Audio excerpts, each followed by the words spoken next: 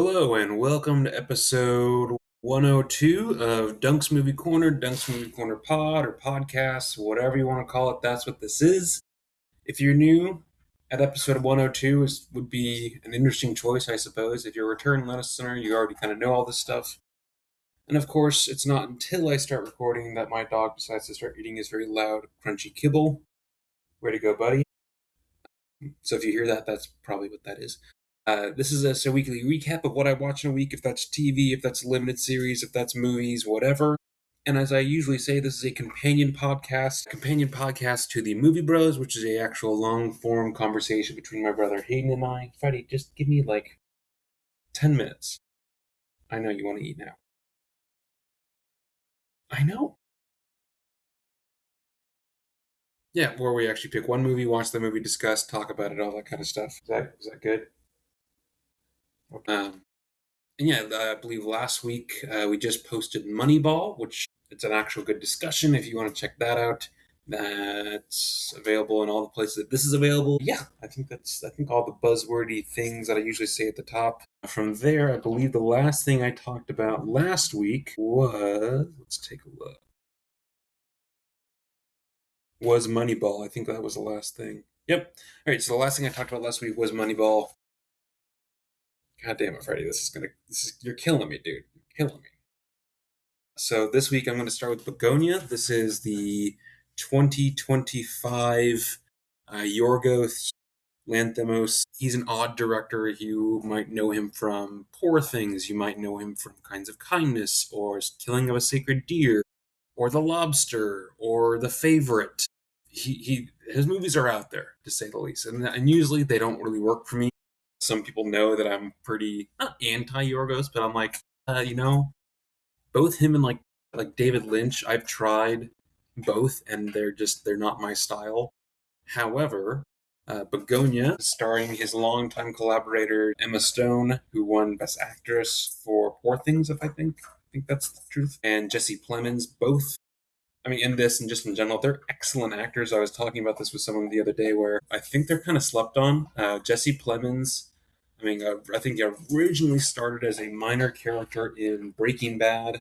Then over time, obviously, he's gotten more acclaim. He's married to Kirsten Dunst. He was excellent in Civil War. He had one scene and he totally kept. I mean, he ate that scene up.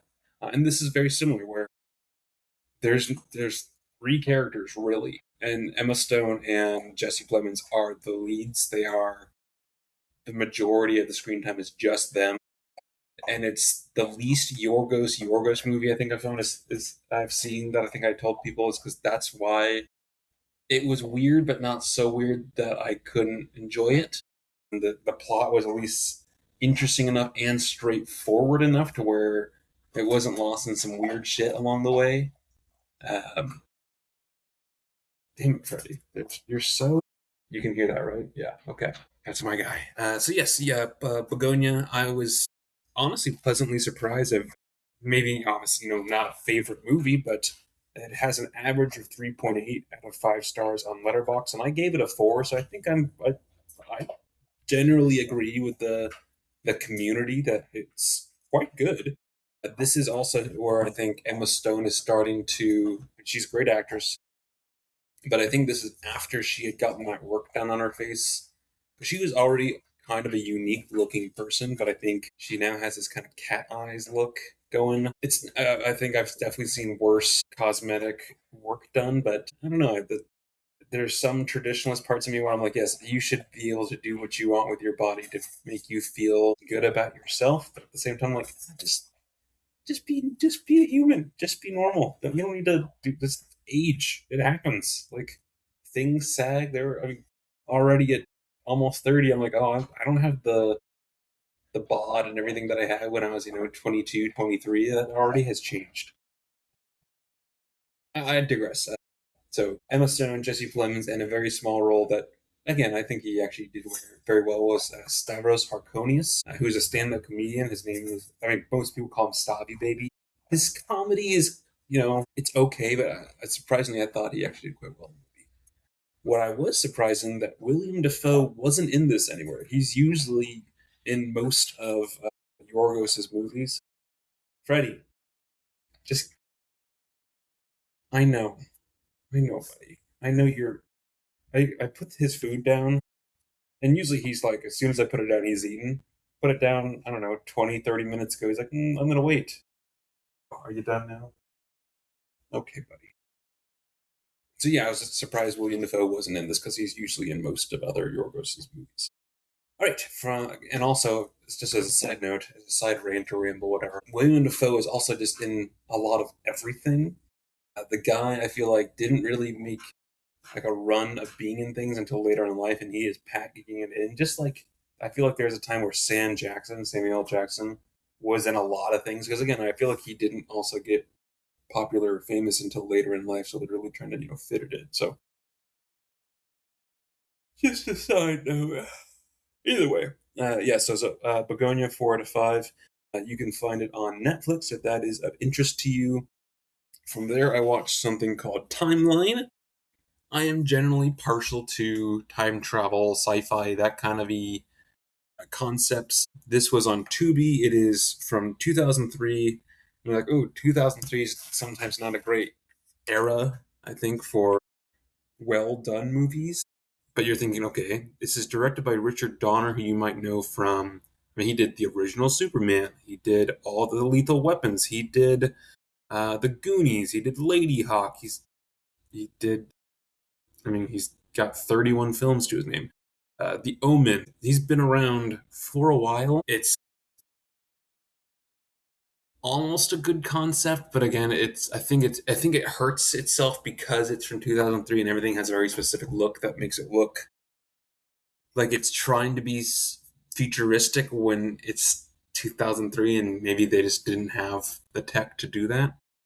It stars Paul Walker, which I think he was correct to be cast in the Fast and Furious movies and things kind of that nature. This just feels incorrect for him because this movie's a little bit more subtle, a little more heavier on the actual acting versus the like we're gonna jump a car over a bridge or there's machine gun. Oh, just it didn't feel. It's not as much of it. There is action in it, but it is not an action movie. I would say so. He's. I don't think it plays well to his strengths as being like an action star. It also stars kind of the main one of the main roles is Gerard Butler, and I kind of forget that. Oh, this is 20 years ago. Before Gerald Butler kind of went down this like side step of like kind of shitty sort of maybe this is where Paul Walker would have ended up if he was still alive, but like Gerald Butler was in Geostorm, terrible moon attack, moonstruck, moon something, where like this moon was sentient and it was trying to kill Earth. Terrible. Plane, terrible. He was in a lot of movies there, I feel like in a row that are just not good. And so in my mind, I'm like, oh, he's just not a good actor. But you forget, oh, this was 20 years ago. He's actually pretty good. He's, I'm going to guess mid to late 20s in this. It also has Professor Lupin from the Harry Potter movies, which his name is David Thewlis. Neil McDonald, you also might recognize. He's like a supporting cast in a lot of movies. Yeah, he's done 90 movies. He's been around. Michael Sheen plays kind of a bad guy. You can recognize him. It was fun. It's sending people back in time to like some Renaissance time to find a missing professor who accidentally got sent back in time. I feel like this probably could be revisited with fresh eyes, a little better technology. The script could use work. So I don't think it was good. I don't think it was great. I don't think it was terrible. I would call this maybe a like 2 out of 5. So again, I've seen worse movies. I've just I've seen better movies. So yeah, that was Timeline. That's on Tubi. Bugonia was on Netflix. Again, the casting call of Paul Walker, I think, was the main thing that really at least started my skepticism of this. So from there, I watched something called Under the Skin. This has been on my watch list for a long time. I've seen some stills from it that look really cool. I've even heard some of the music. I'm like, oh, this is like cool synth ambient sound slash music. Like I dig with this, and The poster, when I post this episode, I'll post it with the poster from the actual movies. You'll see this on Instagram if you follow this account. But the poster's cool. Stars Jonathan. Jesus, it stars Scarlett Johansson. What the fuck that was? As a alien who prowls the streets of Glasgow, picks up solo men and sort of devour. Like it doesn't show her. This movie's super artsy, and maybe I just don't. I don't get it. They're like she like devours them, but not like showing her eating. It's a weird. Maybe I'll post some stills. It's pretty weird. I made it most of the way through, and I don't normally turn movies off, but it was kind of repetitive of her like hunting at night, pretending to be a human. The men are like, "Oh, this is a hot chick, Scarlett Johansson. Sure, I'll get in your van." And then it cuts to her like sucking them down in this like black goo, and then they slowly get like deformed. And it's maybe yeah. I think well, okay. I guess I would say it's at least refreshing to see that Scarlett Johansson isn't just like. And this was 2013. This was I think after she started being in the Marvel movies, I think, because I think Iron Man was 2008. Iron Man 2 would have been like 2010 or 11. So yeah, she had already. So it's interesting that she chose to do something that's way off in the distance of normal. So yeah, the director, just looking him up because he's an interesting fellow. He is an English filmmaker born in London. Da, da, da. He had got some critical acclaim. I think it was 2023. The Zone of Interest. This was Auschwitz Jewish Nazi rough watch kind of vibe. But he also did something called Sexy Beast, which I've heard is actually supposed to be really good. With okay, what was his name? Ben Kingsley. Maybe I'll check that out. Considering I don't know, this movie was just so fucking weird. Yeah, I don't even. I really don't. I mean, I think it's on Netflix. I think it's on Tubi. I think it's available multiple places because it's easy to get. Because not a lot of people are like, we should put this behind a paywall or something like that. It's just, yeah, I would call this a, what did I rate this as? 1.5. So it's below Timeline, which I don't want to say is saying something, but it's saying something. I think that's all the things. I didn't watch a ton of stuff this week. Yeah, what else? Usually the second, or the last third of this podcast or whatever is just talking about the week. What else? God, it's crazy to like. I I am so used to, or I'm so in the routine of like getting in the water and diving every single week that when you don't, like the whole this week feels off. So I was like, my surface interval was I think like 9 days or something, and I don't know, I just did not feel good. Something felt weird, and I was like, okay, I need to get in the water. So went for a dive yesterday evening. Was very much enjoyable. And what I'm also finding is because for so long when I was diving consistently, I was a lot of time I was diving with a partner, and when just my brain pairing those weekly dives with that partner. So after 9 days, or whatever, when I'm missing it, my brain is like, okay, you're missing the diving, but also let's bring up the whole like you're also missing this partner because you used to do that weekly thing with that person. It's fucky. It was very good to get in the water, if nothing else. Like dove a site that I'm not usually diving. Actually, no, I should say that I also dove. Today is Tuesday. I dove on Monday, and then I also dove on that been the week prior. I don't know. This stuff is blurring together, but taking the underwater film camera out a couple times now, which slowly getting practice with it, getting comfortable with it, which has been good. I'm finally through some clay that I'm actually like quite happy for because a friend of mine's like, "Hey, I have this stand. Can you make a bird bath for it in roughly these dimensions?" And maybe I was more confident in my skills than I probably should have been, and it has been a. I've used a lot of clay trying to make this, and I just cannot seem to make something wide enough that still has some height to it. It's the wider you go, the more likely it's going to wobble, and when you're pulling up the walls, the wider it is. Again, the less likely chance that it's going to be an even pull. It's been a process either way. I finally got something that I threw yesterday, day before, that I then trimmed yesterday. Yeah, that I'm happy with. So I'm going to get that stuff fired. I've already got stuff off at the kiln firing right now. What else? Yeah, some photo walks in with Freddie, and I've got some film getting developed right now. Off to drop off another 3 rolls. Finished another book. The audiobook that I'm going through right now has not been.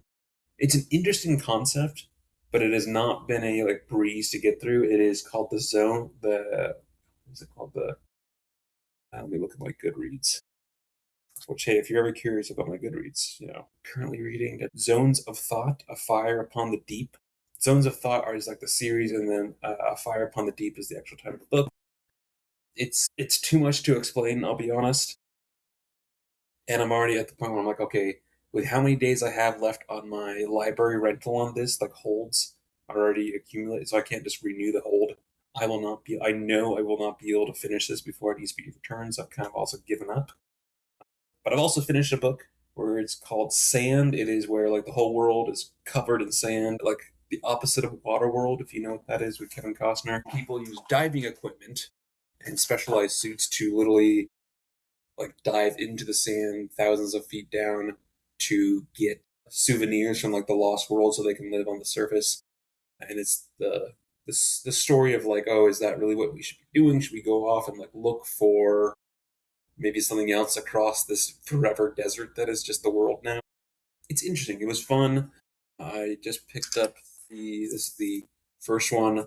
I picked up the sequel. I'll probably burn through that. And what I like about it is a quick, like, it's not it's very easily digestible, which if you want me to be able to pick it up and keep it going, that's what I'm looking for, folks. So, oh, if you have recommendations for things I should be reading or listening to or anything like that, let me know. I've already gotten a couple recs from friends because I'm trying to expand my reading for the year. What else? Well, the family or parents, it's their party. It's not my party. The tiki party that they hold once a year was this last Saturday, year 10, which is crazy because I think I went the first year or two, and then I'm like, oh, this really isn't my vibe. No one else I know is here. It's all their friends. I don't need to do this. That's when I think when I first moved to Seattle, and I was like, oh, I'm just busy with this life over there anyway. And then I think I came back to it. That would have been maybe 2020, so maybe year 4 or 5 coming back to it because I think that's the first year that I had brought both people my age, but also like partners at the time or whatever. And since then, obviously, it's been 6 years. So either way, long story long, it was fun. It was fun just hanging out with some friends in the backyard, playing some games, drinking some tiki drinks. And I've gone to this, I think I talked about this last week maybe, but I've gone to this stag. I've gone to this with a friend. I've gone to this with a partner. And it's fun. It's fun different ways. But yeah, it's a yearly, I don't know if they're going to do year 11. I think they wanted to at least make it to 10, but we'll see. And it's also crazy that it's, again, been a year since the last one. I know that's how, time works, but I don't know. It just it felt like it went by really quick. That's what I watched. If you have thoughts or comments, complaints, compliments, whatever on all that stuff, if there's, I don't know, anything else I should be doing with life, slowly getting more. I mean, the camera on this thing is not great, but if you look, slowly getting more, and obviously it's around the corner, but you can't see it, but trying to make the apartment more homey. House plants and furniture. I think I say this literally every week, but I'm trying, man. I'm trying. All right, that's enough of this rant and ramble. I will talk to you all next week. Thanks for listening, or at least having this on in the background while you're at work or in the car or whatever, on your way to the dive. I hope if there's more of you out there going diving. Oh, this is also six gill season. So six gill sharks that are getting spotted. Got a couple dives lined up for that, which I'm looking forward to. And someone saw in this video, and it looks pretty fucking awesome, but a giant, not giant, like just a big electric skate, which is kind of like a stingray, sort of, in our water. If you're not from here, you probably won't know this, but same spot where the 6 skills are spotted, so I've got some stuff lined up to hopefully do a couple and find those things and get some proof and see that. Either way, just that'll be coming. Let's see, today's the 14th, I think. A couple dives on the 20th, and then I might squeeze in a couple more at some point later this week. Who knows? All right, I will talk to or out with you all next week.